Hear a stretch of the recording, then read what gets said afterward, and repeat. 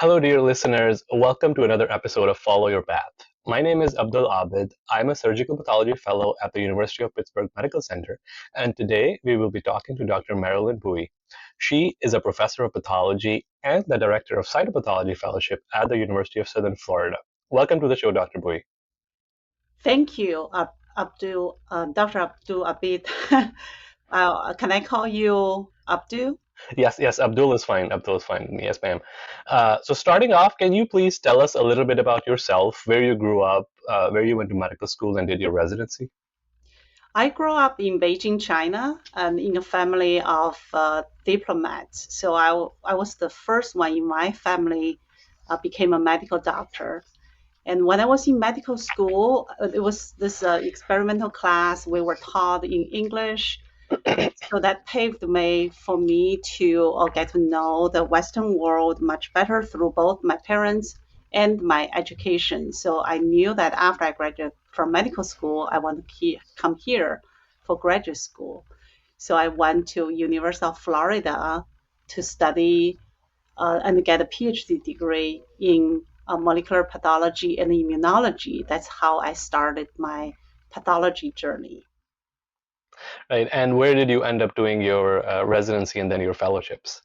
So after I graduated from UF, I worked as a clinical instructor at the University of Florida Jacksonville campus, and that's where after I passed the USMLE, and I started to my residency in APCP and cytopathology. So I basically have been in Florida for more than 30 years, longer than when I lived in China. So I can really say that I'm truly a Floridian. As you can see, this is my office, and we have a window. Now the old pathology Yeah. department are in the basements. I can prove Yeah. it.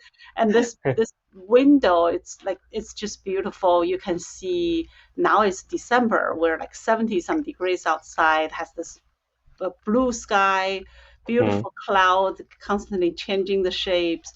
So I love Florida. So I've been here Yeah. more than 30 years. And Yeah. also University of Florida, after I graduated from there, and I started working at Moffitt Cancer Center 17 years ago. I loved here, and I've been here ever since. Oh wow. Yeah. I should mention that when I first saw the window, I thought that it was a painting, but it's not a painting. It's actual. It's an actual It's Florida for sky. real. Yeah, it's for real. Yes. So yeah. So moving on to digital pathology. When did you first encounter digital pathology, and how did you like get a footstep, and how did you get involved in the field? So it was 20 some years ago when I was doing the clinical instructor study for my USMME. I got involved in digital pathology. That was biomarker testing of a prognostic and predictive factor of breast cancer. We all know it's ER, PR, and HER2. I work with Dr. Shalom Masood, who use digital image analysis for these biomarkers. So that's my first experience with that. And then later on, when I started working at Moffitt Cancer Center 17 years ago, we have the core laboratory called Analytic Microscopy Core. So they need a scientific director that is a practicing pathologist, also PhD, has expertise in quantitative image analysis, and willing to oversee the scientific function of this laboratory. Guess what? I fit the bill perfectly. So I was really appreciate that the leadership opportunity. And when I got in, I realized, wow, pathology is going through different journeys.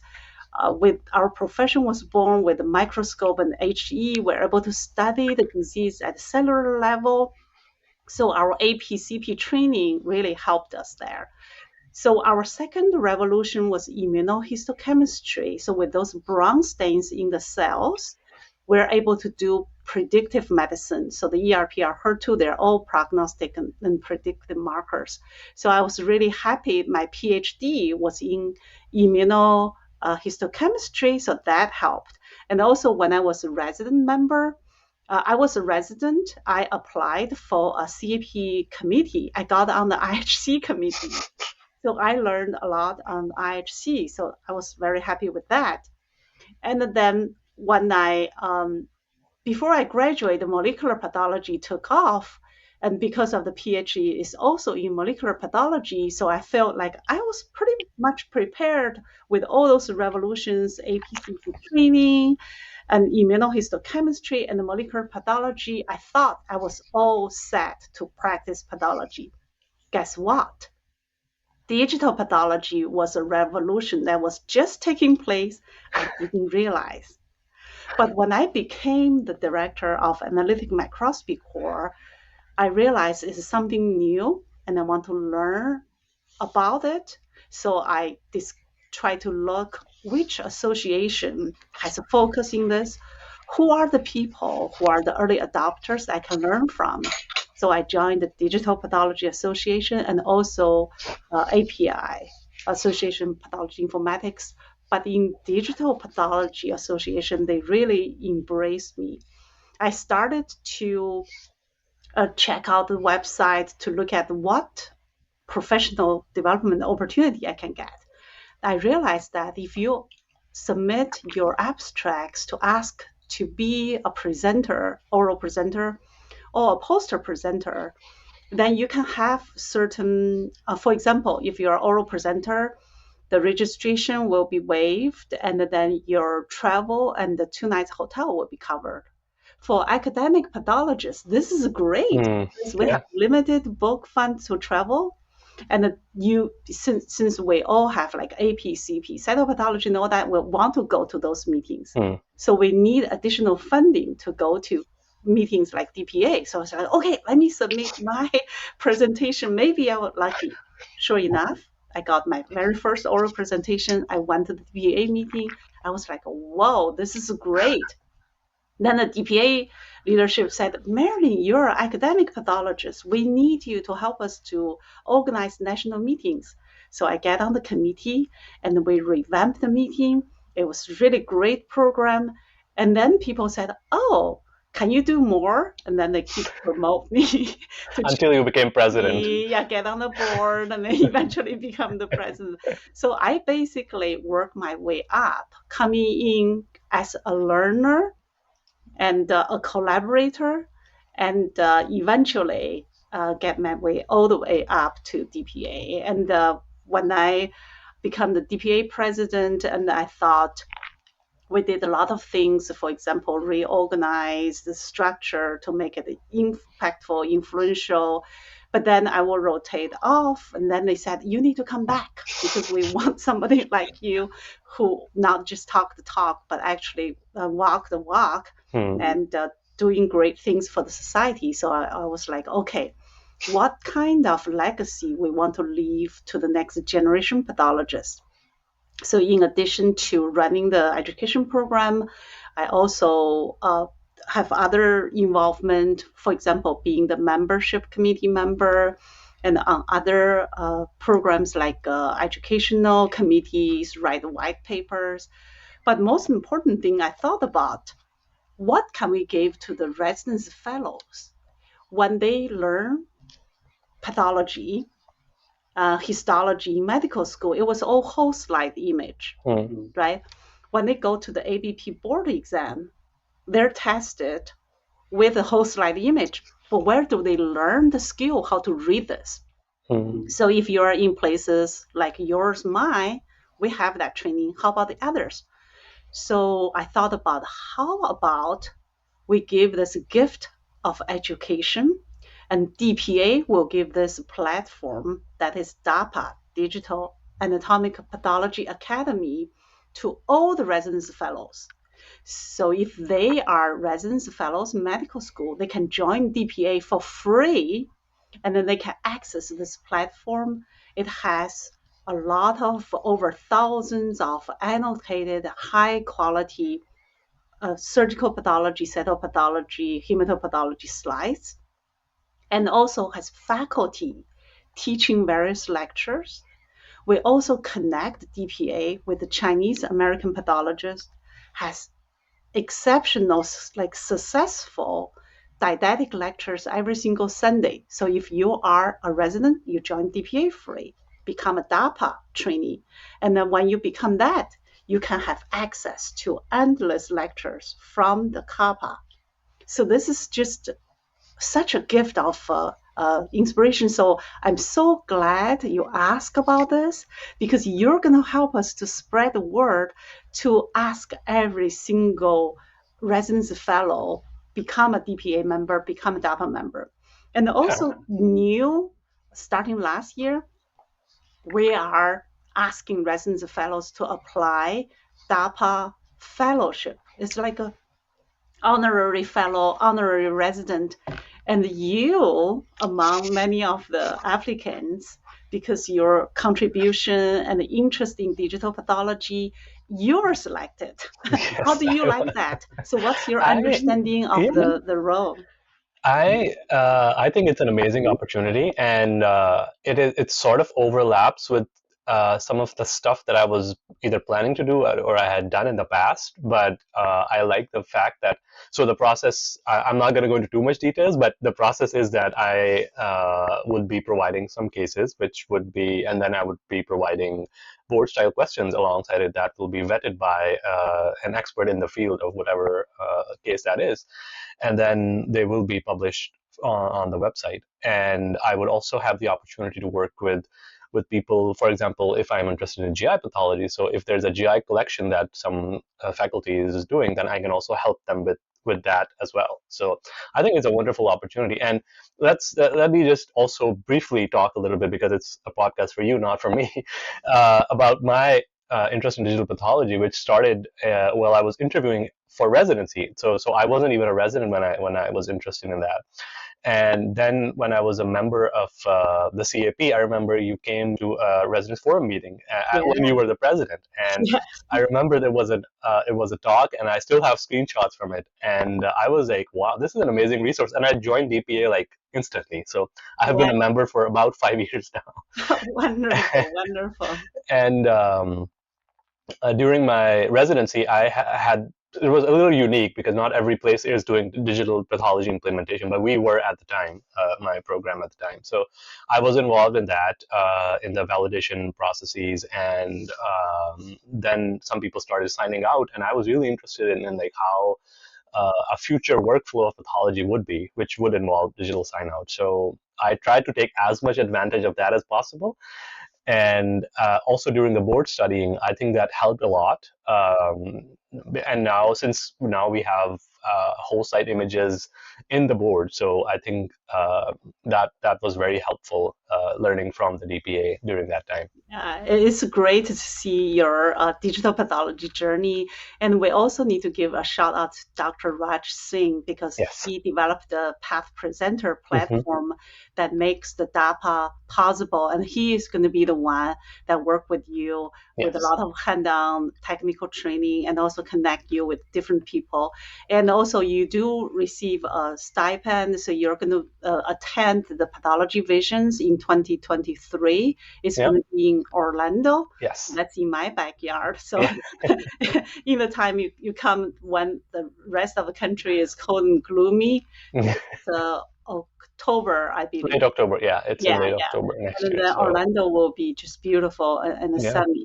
Yeah, Yeah, that will be wonderful. right. So, you're also an author of multiple books, but I want to talk about one of your books, which is the healing art of pathology. So, how did you get the idea, and how did you end up writing that book? Yeah, this is an inspiration by a patient, and the purpose of this book. So thank you for giving this shout out. The purpose of this book is to highlight what pathologists do, so make us visible in the eyes of the patients, the public, and our clinical team, because we realize that the pathology, it plays a very important role in patient care and precision medicine.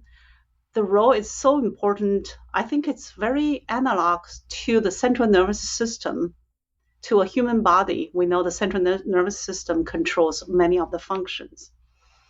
So, in order for us to do our job, the patients and also the clinicians and also the politicians need to recognize our value, because if they cut our service, they're eroding into the foundation of the patient care. So this patient really inspired me. His name is Ray Paul. He's a sarcoma patient, and we have been collaborating on this. So he gave us open-ended permission to talk about him, his journey, and the books. So he had a mix of fibrosarcoma, and I have seen his specimen 3 times. But for pathologists, we're generally not patient facing. So we remember the case diagnosis, but we don't always remember patient's name.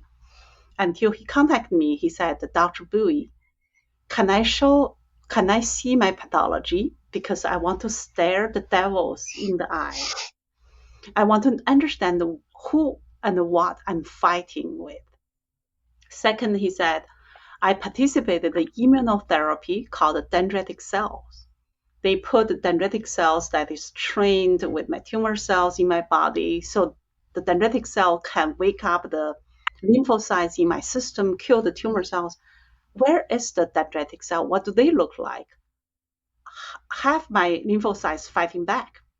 So with this scope, this specific scope right here, and he and I, we look at it, we talk about it. I showed him his tumor cells, his dendritic cells, the lymphocytic reaction. Then I sent him the digital images of his tumor.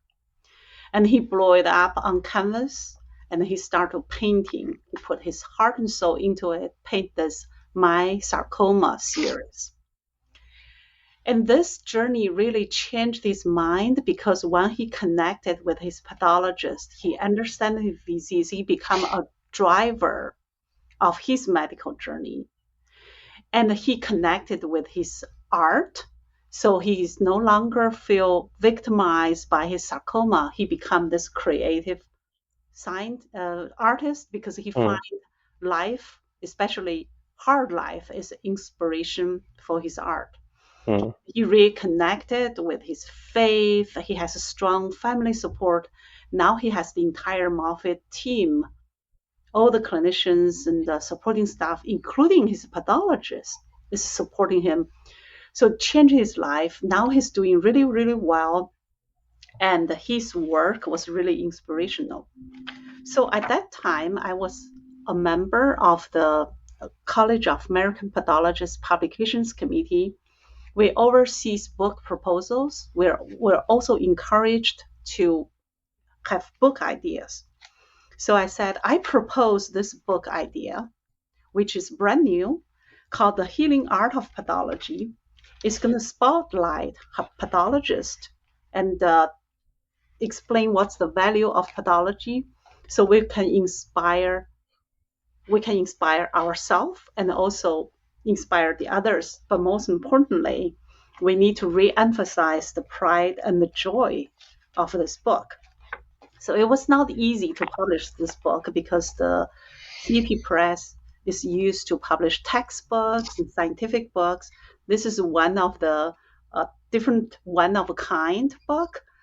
But since this book is published, I have got this overwhelming feedback for the simple things. When our secretary in our department worked for 20 years, read this book. The very last one is called a Healing Pathology Glossary. I have a definition and explanation of what everybody does. Cytopathology, blood bank, cytopathologist. So after she read this book, she goes like, now I understand what everybody's doing. And I'm so proud that I could support this very important healthcare professionals to make a difference in patients' life. And I personally also inspired by my patient and many of the authors in this book.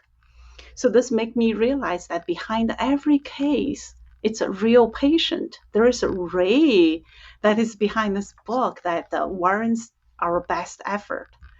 So because of this, I find the calling of my life. How can I make a practicing pathology not just a job, but a way of living a very joyful, rewarding, and meaningful professional life? Mm. So I re-centered how I see the world, how I practice. So this is pretty much the summary. I feel like it's inspired by this connection with the patient. I feel it's such a privilege and honor for me to be an academic pathologist in a premier cancer center. I feel passionate about contributing to cancer diagnosis and education, creating new knowledge through research, and advancing our profession to ultimately benefit patient care in a significant way. I strive to be a physician leader who is forward thinking and driven by a worthy purpose to enrich lives. I will not only lead by example, but also unleash the full potential of others to achieve their goals and deliver positive results. So Oh, this wow. was published in 2016, but this personal mission and personal statement is still staying true and really helped me to grow and live this professional life. Mm. So this experience is almost like an inoculation vaccination for me to prevent burnout Mm. because now I find a better cause than myself. I find the connection with my patients, with my colleagues in all the association I'm associated with, and connection with people like you, because the residents fellows, the young pathologists, constantly remind us our future is bright because look at those people. They're talented, they're dedicated, they have great ideas. So this is a very full circle, right? You give Yeah. something, but you're also receiving Mm. something, and we're amplifying this positive energy back and forth to Yeah. benefit patient care. Yeah. So I have two supplementary questions. One of them is the CAP recently also started a council, I believe, on computational pathology or data science. Can you talk a little bit, like briefly, about that? Yeah, it is called the Council on Informatics and Pathology Innovation.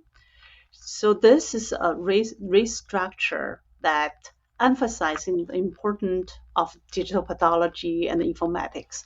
So under this council, and there are some existing committees are now reorganized with this group of leadership. So the DCPC, the Digital Computation Pathology Committee that I'm currently chairing, is one of them. We have informatics committee, cancer committee, and there is a medical report Hmm. committee. Well, AI committee. Yeah, I probably missed something, but that's that's okay. it's on the CAP website. And Right. we had our very first meeting, and it's such a big milestone for so many years now. This is the one of the rare new council. Hmm. Hmm. So this is realize. So that means the CAP leadership realize how important digital pathology and AI is playing in the role of pathology practice. Hmm. And Yeah. so I'm really excited to be. And also, by the way, you can apply to be a member of the council. You can also apply to be a member of any of those CAP committees. So just go to the website and put your name in.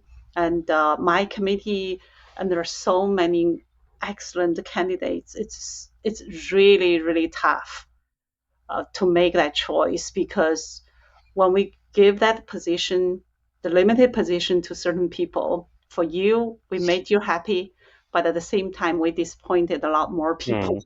Hmm. Yeah. We realize that, and Yeah. but we will try to find ways Hmm. to get everybody together so everybody Hmm. can contribute. Yeah. Lastly, just from your conversation, your parents were diplomats. So did you spend time in like other countries outside of China and the United States? So the system in China is that the parents will go out doing their diplomatic work, but their family will stay behind. So my Uh, parents will get set of salary for them to live there, and then their regular salary is here to support us. And then the government provide a lot of activities to make the family's life easier. For example, when we were growing up, we were really looking forward to every weekend because whenever there is a new movie release, they will play it for us, for all the children of diplomats. We'll get together, watch a new movie for all free. And there are a lot of other privileges, and uh, probably it's more difficult for the parents that they don't live with their children, but for the children, hey, Party we're time. happy. No, no, no. I'm undermining all those hardship, but Yeah, I'm each sure. each system has different Yeah. structure. At that time, it was the separate system, but I understand in recent years, the diplomats do take their family, travel or war, or travel. So, Mm. so it's more humane to keep the Right. family unit Yeah. together. Oh, and also I want to mention that when this book come out, a lot of pathologists really supported this.